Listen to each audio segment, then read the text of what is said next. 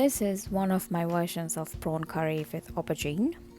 So today I have decided to make prawn curry with aubergine.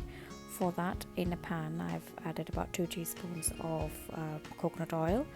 To that I've added half a teaspoon of mustard seeds and half a teaspoon of cumin seed. And to that I'm adding about 5 to 6 sliced garlic with 1 sliced green chilli. Green chilli is optional, you can skip that if you don't like that. And to that now I'm adding large finely sliced onions. I'm going to saute it for a couple of minutes or so until the onions are slightly softened and light brown in color. To that I'm adding a bit of salt to help with the sauteing process.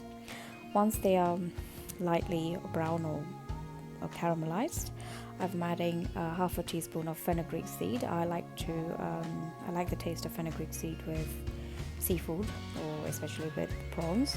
To that mix now I'm adding 2 sliced tomatoes, medium sliced tomatoes.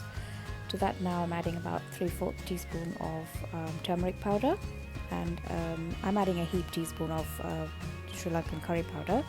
You can add a half tablespoon of it if you don't like it spicy. To that I'm adding also a tablespoon of coconut milk powder.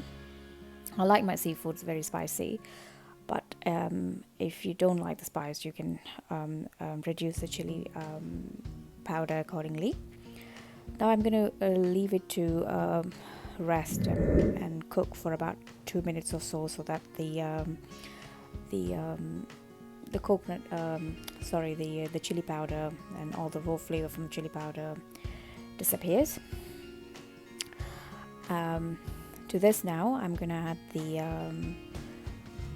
320 grams of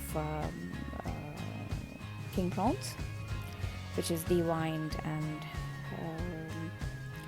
so I'm going to let it simmer with the paste. I don't need to add any water to this mix, as the prawn itself has released its own liquid.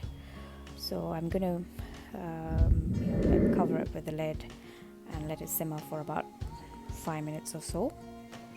And I'm stirring it in between so that the gravy doesn't catch to the pan.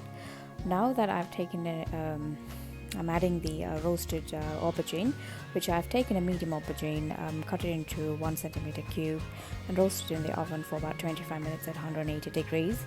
I didn't add any oil for roasting, but you can add a little bit of oil if you need so, if you feel like it. And that I've added to my prawn curry, and I'm going to let it simmer and all blend in with the mix with the prawns for about 5 minutes or so. And then I've opened the lid and I've stirred it a couple of times and until the gravy becomes thick in consistency. And finally I'm going to add some lemon juice, and voila, my prawn curry is finished. It takes about 15 minutes or so from start to finish. This I'm going to serve with Sri Lankan staple food, which is called pittu, but you can have this with rice or rotis, or even Sri Lankan style noodles. I'll make that for one other time. Hope you enjoy the video. Thank you. Bye bye.